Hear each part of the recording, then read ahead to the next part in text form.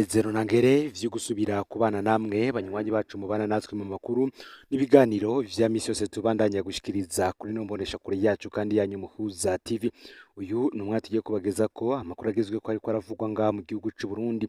Ni amakuru tuza kugaruka vyinshi kubiriko biravugwa mu gisata ca politika, aho tuza kugaruka cane cane kubiriko biraba hagati y'umugambwe SNL ndetse n'umugambwe CNDD-FDD ndetse n'ivyatangajwe n'umushingamateka Honorable Agathon Rwasa avuga ko akiri umuseneri kandi ari we yashinze uyu mugambwe. Vyose ntimuraza gucikanwa. Ni mu gihe inyuma yaho umushingamateka Honorable Agathon Rwasa atumiwe nk'userukira umugambwe SNL mu kiganiro ibohore gitunganywa n'ishiramwe rihanana agateka kazina muntu Focode. Ku ruhande rwa Nestor Girikushaka ishavuriraniga bakagiriza ishamwe Focode gushaka kwivanga mu itunganywa ry'umugambwe SNL kuko Rwasa atagiserukira umugambwe SNL uwatowe ari Nestor Girikushaka. Tubibutse ko Nestor Girikushaka yashizwe muri iki kibanza muri ntwarante uyu mwaka wa 2023 benshi ivyo bagiriza umugambwe CNDD-FDD ko ari wo bunyegeje inyuma y'isenyuka ry'umugambwe SNL bigizwemwo uruhara n'abashinga amateka 10 babarizwa mu mugambwe SNL bahawe amahera n'umugambwe uri ku butegetsi CNDD-FDD. Hari n'andi makuru yagiye habona yavuga ko Reverano Ndikuriyo umunyamabanga mukuru umugambwe uri ku butegetsi CNDD-FDD yemereye Nestor Girikushaka n'abamurwi w'abashinga amateka bandi ko bazobaha umureridi w'amarundi, ni ukuvuga ko buri wese ari kuzoronkamwo imiliyoni zishika 100. Hari kwigenekerezo rero ya 28 Nyakanga uyu mwaka wa 2024 aho isharamwe Focode rero n'agateka kazina muntu rikaba kandi narongwe na Pacifique Ninahazwe ryaratunganije ikiganiro ibohore cyaciye ku buhinga ngurukana bumenyi X canke se Twitter. Ico kiganiro cyari gifise urufatiro ubwigenge bwo kugira amanama burabangamiye mu Burundi. Kazoza kamashiramwe adaharanira ivyicaro vya politike na kahe. Muri ico kiganiro hari hatumiwemwo abasanzwe basurukira amashiramwe atandukanye adaharanira ivyicaro vya politike hamwe n'umushinga amateka Honorable Agathon Rwasa arongoye ishami ritemera uburongozi bwa Nestor Girikushaka nk'umukuru w'umugambwe SNL. Kubona rero ishiramwe Focode ritumira Agathon Rwasa nk'userukira umugambwe SNL ivyavye agashavu ku ruhande uyobowe na Nestor Girikushaka, aho bagiriza ishiramwe Focode gushaka kwisuka no kwivanga mu itunganywa ry'umugambwe SNL kuko uyoboye umugambwe SNL ari Nestor Girikushaka. Muri SNL bo bakaba banegura ingendo y'ishiramwe Focode ngo ritazi ko uramutswe umugambwe ari Girikushaka Nestor nk'uko babishikirije kuri X urubuga rw'umugambwe SNL uyobowe na Nestor Girikushaka. Iki kiganiro caravugiyemwo ibintu vyinshi bitandukanye cyane cyane ariko bigaruka kuri politike y'igihugu c'u Burundi, ndetse Agathon Rwasa akaba yaratanzemwo ukuri kwinshi gutandukanye nuko benshi kugaruka nanone ku bibazo benshi bagenda bamwibaza ko nimba koko akiri umunywanyi w'umugambwe SNL cyangwa se nimba azoshinga uwundi mugambwe nawo uzitabira amatora y'umwaka wa 2025 y'abashinga amateka ndetse n'abakenguza amateka ndetse n'umwaka wa 2027 y'umukuru w'igihugu. Umuterera Agathon Rwasa yatangaje iki cyo kiganiro carimwe bande vyose ntuze gucikanwa ivyo tugira tuze kugaruka ko mwidonido. Aho uri hose ndagwaye kaze muri ano makuru mwe mudukurikirana muherere mu ntara zigize ubumanuko, ubuseruko, uburaruko, uburengero, abari hanze y'imbizi y'igihugu c'u Burundi, mwese ndabaye kaze muri ano makuru. Mbibutsa gufyonda subscribe canke sabone niba mutari mwafyonda ko kugira ngo muje muraba mu bambere bashikirwa n'amakuru n'ibiganiro dushikiriza kuri no mbonesha kure. Ndabaye kaze. Agathon Rwasa uti leta ntishaka ko mba umuseneri muga ndiwe nije nayishinze. Agathon Rwasa avuga ko leta y'u Burundi idashaka kabandanya kuba umuseneri. Mugabo Rwasa we ararahira karengwa ko adashobora guhindura kuko ari we yayishinze. Rwasa Agathon avuga ko yitwaye mu butungane ku vyabaye muri ntwarante uyu mwaka wa 2024 igihe asamburiye umugambwe wiwe, ariko gushika ubu ubutungane bwaratinye kumuhamagara. Ni mu gihe ku munsi wa kabiri igenekerezo ry'I17 Nyakanga ishamwe Parsem ryatunganije ikiganiro mu ntumbero yo kurabira hamwe uko amatora yimirije yogenda neza. Muri ico kiganiro carimwe abanyepolitike batandukanye n'abaserukira imigambwe itandukanye. Muri ico kiganiro rero umushinga amateka Agathon Rwasa yahora arongoye umugambwe SNL utarashikirizwa Nestor Girikushaka yarashikirije impungenge abona kwitegurwa ry'amatora yimirije biboneka ko ashobora kuzorangwamwo ubusuma bwinshi. Agathon Rwasa avuga ko ubutungane budakora akazi kabwo mu kurenganya abantu. Agira ati abantu benshi buzuye mu mabohero bazira ubusa kubera badashigikiye ivyiyumviro vya CNDD-FDD. Abandi nabo baraciriwe imanza ariko biranka ko barekurwa. Rwasa Agathon amenyesha kandi ko igihe asamburiwe umugambwe muri Ntwarante yitwaye mu butungane ariko gushika uyu munsi baratinye kumutumako. We akabandanya yemeza ko ari umuseneri naho leta itabishaka kuko niwe yashinze uyu mugambwe. Agathon Rwasa akaba atera akamu ubutungane gukora budahengamye, butunganiriza uwo ari we wese arenganywe no gutera no guhana uwo ari we wese akandamiza abandi ku karenganyo. Agathon Rwasa akavuga ko hariho abashinga murantunge ku yindi ngingo kandi Agathon Rwasa yavuze ko hariho ibivyo akaba yarabivugiye mu ngoro y'inama nshingamateka mu Kigobe, aho yavuze ko hariho abashingamateka kuva baje aho batarigera babaza ikibazo na kimwe. Ni nyuma yaho bamuciriye ko ijambo kubera arengeje iminota 3. Rwasa nawe ati ni vyiza nuko hariho abashingamateka kuva baje aho ata kibazo barabaza na rimwe. Dr Sabine Ntakarutimana asanzwe ari icegera cya mbere cy'umukuru w'inama nshingamateka nawe ati ubu nta mushingamateka arekuriwe kurenza iminota 3 mu kugira icyo ashikirije kugira bose bashikirwe.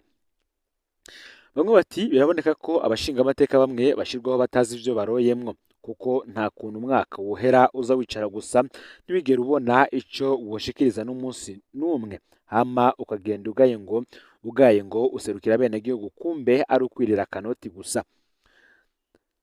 Bamwe bati narabivuze abashingamateka bayoboka Agathon Rwasa biraboneka ko bazi icabajanye kuko ibibazo babaza biba bikomeye naho rimwe na rimwe babaka ijambo. Ngibi rero ivyo Agathon Rwasa yatangaje kuri benshi bibazaga nimba koko azoshinga uyundi mugambwe uzokwitabira amatora y'umwaka uza w'2025 y'abashingamateka n'abakenguzamateka ndetse nayo mu mwaka w'2027 ndetse n'abandi bibazaga niba koko ari umuseneri ivy'ukuri.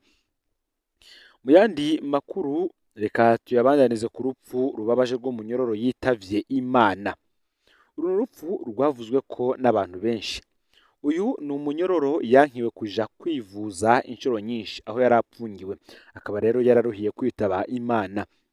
Umunyororo Nzigamasabo Joseph yapfuye nyuma y'imyaka 8 apfunzwe. Byose vyaturutse ku rongo y'ibohero rikuru rya Bubanza yamwankiye kenshi kuja kwivuza. Nzigamasabo Joseph yari afise imyaka 31 yava muri site yabateshejwe izabo iri muri zone Musenyi komine Tangara ho mu ntara ya Ngozi. Uyu yafashwe n'abakozi b'iperereza mu mwaka w'2016 bamufatiye mu gisagara ca Bujumbura muri quartier Nyakabiga aho yaba kumvo z'akazi. Aba bamwagiriza kuba yaragiye mu myerekano yabaye mu mwaka w'2015 yo kwiyamiriza ikiringo ca gatatu c'umuhisi Pierre Nkurunziza kitari gikwije amategeko. Abakozi b'iperereza bagifata Joseph baciye bamutwara mu biro bikuru vy'iperereza mu gisagara ca Bujumbura, aho yahapfungiye indwi zibiri baca bamwungururiza mu ibohero rikuru rya Mpimba. Mu nyuma yararengukijwe imbere y'ubutungane aciribwa umunyororo w'ubuzima bwiwe bwose yagizwe kuba yaragize uruhara rukomeye muri iyo myiyerekano. Ni mu gihe mu mwaka w'2022 niho Nzigamasabo Joseph yakurwa mu ibohero rikuru rya Mpimba aca yungururizwa mu ibohero rikuru rya Bubanza. Aha ntivyamworoheye kuko arinze yitaba Imana ariho apfungiwe. Muti rero urupfu rwiwe vyagenze gute? Muri iryo bohero rya Bubanza Joseph ntigeze yoroherwa na gato, yarahagwariye bikomeye kenshi agasaba ko yitwagwa kuvurizwa hanze, ari ku urongoye ibohero Samuel Kayanda akamwankira.